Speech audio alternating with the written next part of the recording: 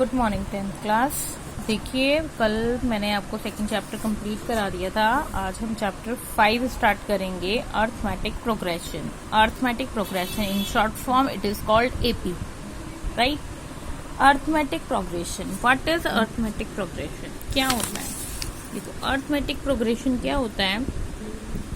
N arithmetic progression is a list of numbers in which each term is obtained by adding a fixed number to the preceding term except the first term। देखो, और जो fixed number है, मतलब arithmetic progression is a list of numbers in which, arithmetic progression एक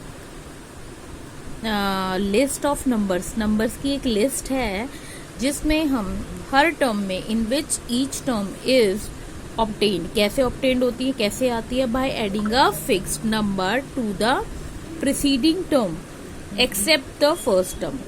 पहले number को छोड़ के हर टर्म कैसे आती है? उसके अंदर एक फिक्स्ड नंबर, कोई भी फिक्स्ड नंबर कर लो, अपनी मर्जी से एक नंबर फिक्स कर दो कि ये ऐड करना है, वो नंबर ऐड करते जाना है। प्रीसीडिंग मतलब उससे पहली वाली टर्म में। तो आपके पास एक इस तरीके से सीरीज बनती जाएगी। सीरीज मतलब नंबरों की सीरीज, जिसको हम एपी कहते हैं।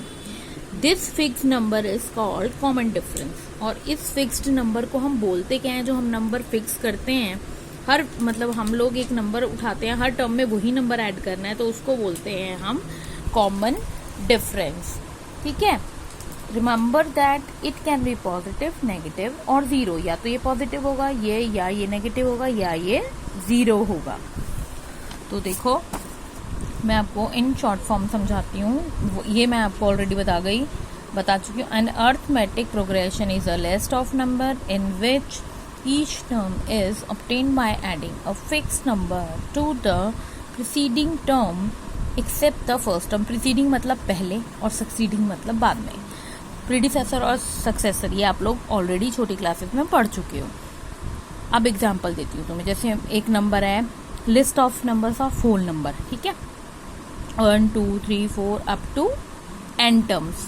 इन्फिनिटिव नहीं, एन टर्म्स। मतलब जो इसमें एन टर्म्स इसलिए लिखा है क्योंकि इस एपी में एन टर्म्स आती हैं, क्योंकि लास्ट नंबर आपको पता नहीं होता तो हम उसको एन मानते हैं, एनथ टर्म बोलते हैं उसको हम। दूसरा हो गया 2 4 6 8 and so on up to N terms. देखो, ये होती है first term. Except first term, हमें फर्स्ट टर्म में कुछ भी ऐड नहीं करना होता। और दूसरी टर्म कैसे आई? मैंने इस फर्स्ट टर्म में, प्रीसीडिंग मतलब इससे पहले वाली टर्म में, एक फिक्स्ड नंबर ऐड किया। देखो, हर एक नंबर के अंदर 1 1 का डिफरेंस है, यानी कि वो फिक्स्ड नंबर होता है कॉमन डिफरेंस। उसको क्या बोलते हैं? Common difference. तो इसमें कॉमन डिफरेंस क्या है? 1 है, ठीक है। क्यों? और इसमें कॉमन डिफरेंस क्या है? हर नंबर 2 2 के डिफरेंस पे आ रहा है, तो इसमें वो फिक्स्ड नंबर क्या है? 2। अब 2 मैंने अगर इसमें से माइनस किया तो मेरे पास पहली टर्म आ जाएगी, और पहली टर्म में मैंने 2 प्लस किया सेकंड टर्म में 2 प्लस किया थर्ड टर्म में 2 प्लस किया फोर्थ टर्म, ठीक है। इसी तरीके से up to N terms. General form of AP. अब इसकी जर्नल फॉर्म होती है, क्या होती है? पहली टर्म होती है ए। दूसरी टर्म कैसे आई? मैंने इस पहली टर्म के अंदर डी प्लस किया। What is D? D is the common difference, वो fixed number.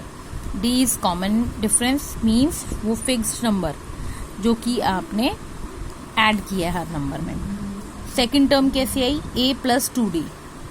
Third term A plus 3d, मतलब जो नंबर यहाँ है उससे एक कम, and so on up to last term को हम बोलते हैं ए एन। अब देखो, फर्स्ट टर्म ए बी होती है और उसी फर्स्ट टर्म को हम A1 भी लिखते हैं। अगर कोई हमसे पूछे कि A1 क्या है तो हम बोलेंगे फर्स्ट टर्म ए। सेकेंड टर्म A2 को हम क्या लिखेंगे? A plus D. A2 मतलब सेकेंड टर्म। अब 2 है यहाँ पर, तो D की मल्टीप्लाई 1 के साथ होगी, इसको सिंपल लिखेंगे A प्लस डी। A3 इसको बोलते हैं third term, A plus 2d। A3 को हमने क्या लिखा? A हमेशा ऐड हो सका सब में, प्लस 2d। डी के साथ किसकी मल्टीप्लाई हुई? 2 की, क्योंकि यहाँ पे थर्ड टर्म निकालनी थी। जो यहाँ दिए होगे उससे एक कम डी के साथ मल्टीप्लाई होगा।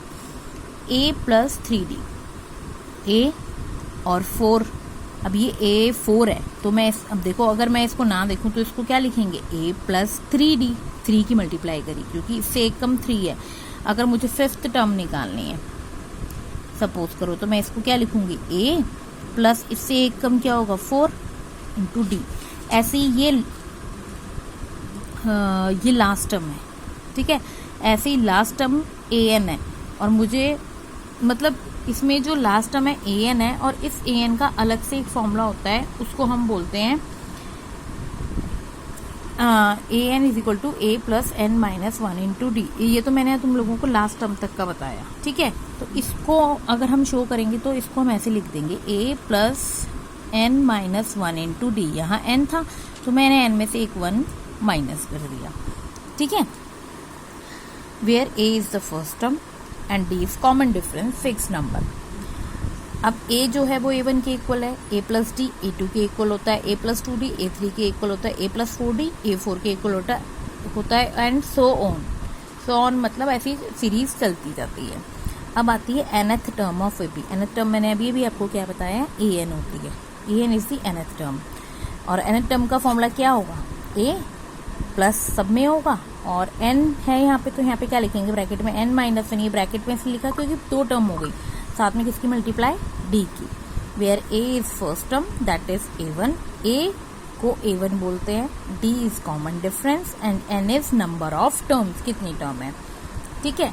अब डी फाइंड करने के लिए फॉर फाइंड डी हम क्या करते हैं, ए2 में से ए1 माइनस करते हैं, फिर हमें ना डी जो है 2-3 बार निकाल के दिखाना होता है क्वेश्चन में। अगर हमसे ये पूछा जा रहा है कि वो एपी है या नहीं, क्यों 2-3 बार क्यों निकालेंगे, क्योंकि 2-3 बार निकालेंगे अगर डी बार बार सेम आएगा तो वो टर्म, वो सीरीज जो है नंबर की वो एपी है, अगर नहीं आएगा तो वो एपी नहीं है। अभी आपको क्वेश्चन से समझ में आ जाएगा। तो देखो, हमेशा डी निकालने के लिए हम सेकंड में से फर्स्ट, थर्ड में से सेकंड, फोर्थ में से थर्ड, तो यही मैंने यहाँ लिखा है, सेकंड में से फर्स्ट टर्म, थर्ड में से सेकंड टर्म, फोर्थ में से थर्ड टर्म, फिफ्थ में से फोर्थ टर्म, सिक्स्थ में से फिफ्थ टर्म, इसी तरीके से डी निकलता जाता है। अब आ जाइए आप एक्सरसाइज 5.1 पर। ये आपने स्टार्ट करनी है, जिसके बहुत सारे पार्ट्स हैं। मैं आपको 2 पार्ट्स कराऊंगी। इसका फर्स्ट क्वेश्चन जो है इसमें एपी बनाना है, ये भी आपने नहीं करना है, एंड में बताऊंगी चैप्टर के बाद। आ जाइए क्वेश्चन नंबर 2 पे। राइट फर्स्ट 4 टर्म्स, पहली 4 टर्म बतानी है एपी की। पहली 4 टर्म क्या होंगी, ए1 ए2 ए3 ए4। अब अगर हमें टर्म निकालनी है तो उसके लिए हमें ए पता होना चाहिए और डी पता होना चाहिए, तो चारों टर्म निकल जाएंगी। When the first term A and the common difference D R given है, ए 10 है और डी, देखो इन हर 5 पार्ट में ए भी गिवन है और डी भी गिवन है। फॉर्मूले हम लोगों को पता ही है, अभी मैंने आपको बताया। ए क्या है, 10 है, डी क्या है, 10 है। ए पहली टर्म तो हमें डायरेक्ट मिल गई, A equal to 10 equal to ए1, क्योंकि ए को ही ए1 बोलते हैं। अब दूसरी टर्म है ए2, ए2 को हम क्या लिखते हैं, ए प्लस डी। ए प्लस डी का मतलब ए की वैल्यू 10 प्लस डी की वैल्यू 10 दैट इज 20। ए3 का मतलब ए प्लस 2डी, ए 10 प्लस 2 इंटू 10, 2 इंटू 20 में 10 ऐड किया 30। हमेशा पहले मल्टीप्लाई होगी बाद में प्लस होगा, ठीक है। ये हो गई आपकी थर्ड टर्म। अब फोर्थ टर्म निकालनी है, ए प्लस 3डी लिखोगे इसको, एक कम 10 प्लस 3 इंटू 10, 3 इंटू 10 30, 30 में 10 ऐड किया 40। तो 4 टर्म्स आर 10 20 30 40। इसी तरीके से एक पार्ट और मैं बता रही हूँ आपको, फोर्थ, बाकी के पार्ट आप खुद करोगे। ए है -1, डी है 1/2। अब A -1 that is equal to A one. First term तो हमें मिल गई। Second term A two, A plus D, -1 में हमें क्या ऐड करना है, 1/2। अब ये ऐसे डायरेक्ट ऐड नहीं हो जाएगा, इसके नीचे कुछ नहीं है, मतलब 1 है। हम एलसीएम लेके सॉल्व करेंगे। 2 1 2, इसका एलसीएम आ गया, 2 की मल्टीप्लाई 1 से और इस 1 की मल्टीप्लाई 1 से। 2 1 2 -2, 1 1 1 प्लस 1, -2 में से 1 गया, -1/2। अब थर्ड टर्म निकालनी है, ए प्लस 2डी, ए की वैल्यू प्लस 2 इंटू 1/2। अब इस 2 से ये 2 कैंसिल हो रहा है, ये आपस में मल्टीप्लाई में है इसलिए कैंसिल कर सकते हो, प्लस में नहीं कर सकते हम कैंसिल। तो बच गया -1 और इधर बचा 1, -1 प्लस 1 0। थर्ड टर्म आ गई 0। अब हमें निकालनी है फोर्थ टर्म, ए प्लस 3डी, -1 प्लस 3 इंटू 1/2 दैट इज 3/2।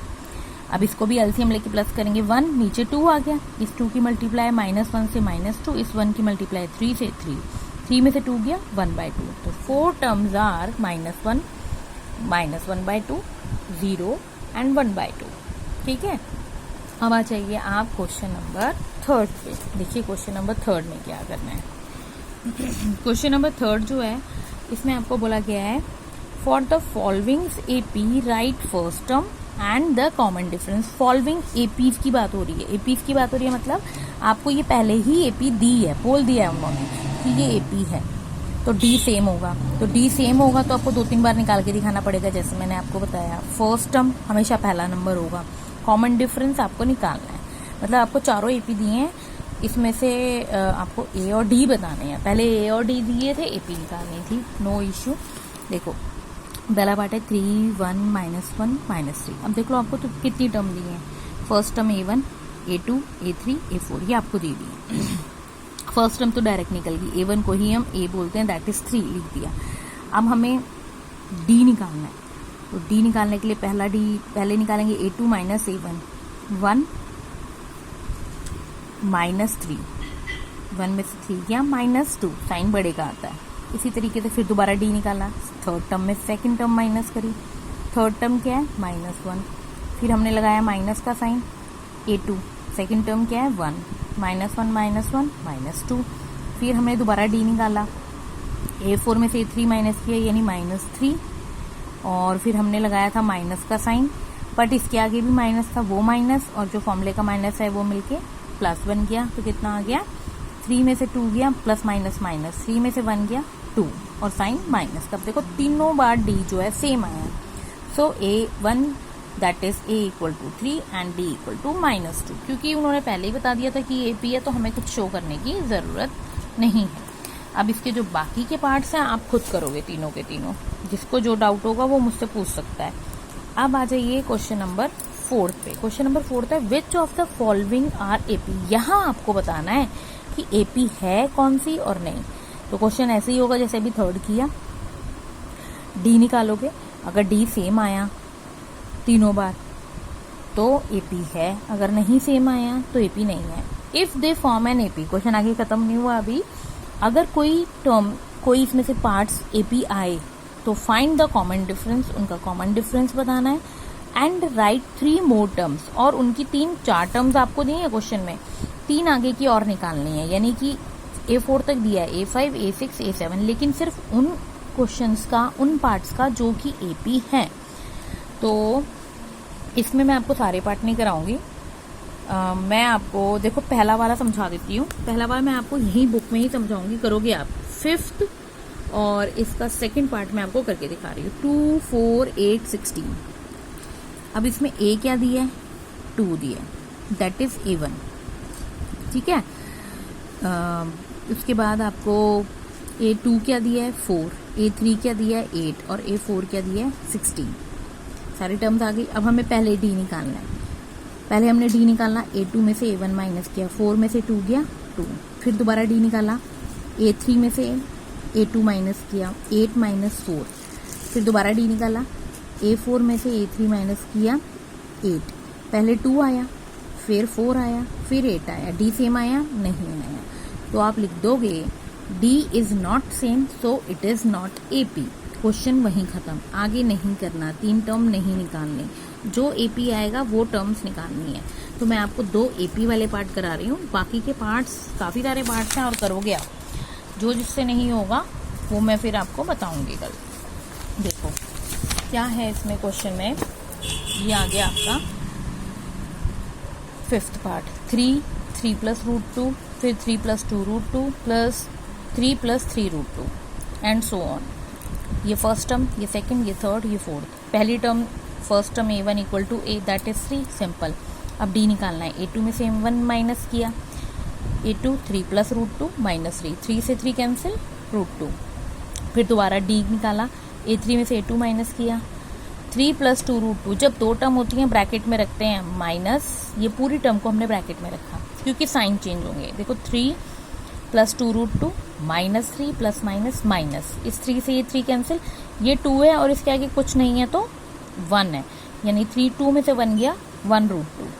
इसी तरीके से फिर दोबारा D निकाला, 4 में से 3 माइनस किया, A4 में से A3 माइनस किया, फिर से A4 लिखा माइनस A3 लिखा, ब्रैकेट खोला, ये माइनस और ये प्लस माइनस माइनस, फिर ये 3 से 3 कैंसिल हुआ, 3 में से 2 गया 1, 1√2, और 1 हम लिखते नहीं है, मतलब तीनों बार हमारा डी जो है वो सेम आया।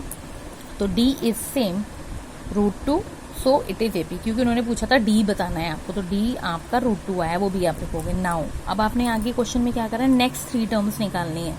4 तक हमें दी थी, हमें निकालना है A5, A6, A7। A5 का फॉर्मूला क्या होगा, A + 4D, एक कम, ए की जगह ए की वैल्यू, +4 इंटू डी की जगह डी की वैल्यू, 4√2। ये आ गई आपकी 5th टर्म। अब 6th टर्म A + 5D, 3 + 5√2, ऐसी A7, A + 6D, 3 + 6√2, ये 3 टर्म्स आपकी आ गई। अब मैं आपको एक सेकंड पार्ट बता रही हूँ। सेकंड पार्ट है 2, 5/2, 3, 7/2, मतलब 4 टर्म दिए हैं, A1, A2, A3, A4। पहला तो A1 जो है वो A के इक्वल है, 2 दिया है। अब डी निकाला आपने तीनों बार, देखो सेकंड में से फर्स्ट माइनस की, 5/2 माइनस, यहाँ सिर्फ 2 था तो मैंने इसके नीचे 1 क्यों लगाया, क्योंकि एलसीएम लेके होते हैं ये क्वेश्चंस। एलसीएम आया 2, 5 एज इट इज रहा, 2 2 जा 4, 5 में से 4 गया 1/2।